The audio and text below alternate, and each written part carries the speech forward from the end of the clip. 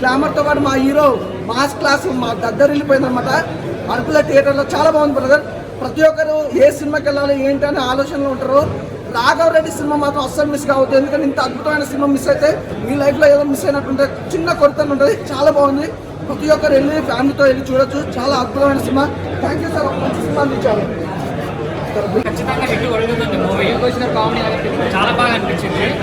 ఖచ్చితంగా చూడండి. విక్కీ సత్య యాక్టింగ్ ఎట్లా అనిపిస్తున్నారా? విక్కీ సత్య యాక్టింగ్ అయితే చాలా బాగుంటుంది. ఇతను ఒక రౌడీ లాగా వస్తాడు, సడన్ గా వచ్చేసి ఫన్నీగా చేసే వారికి చాలా బాగుంటుంది భయ్య. ఇలాంటి బ్యాక్గ్రౌండ్ సంగీత డైరెక్షన్ చాలా బాగుంది. బ్యాక్గ్రౌండ్ కానీ, ఆర్ఆర్ స్కోరింగ్ కానీ, ఐటమ్ సాంగ్ కానీ, మధ్యలో ఈ సెంటిమెంట్ సీన్ ఉంటుంది వాళ్ళ ఫాదర్ది ఇంకా వాళ్ళ కూతురుది. చాలా బాగుంటుంది భయ్య.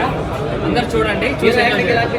హీరో యాక్టింగ్ చాలా బాగుంటుంది. లయన్ లాగా బ్యాక్గ్రౌండ్ ఆర్ఆర్ కానీ చాలా బాగా అనిపిస్తుంది భయ్య.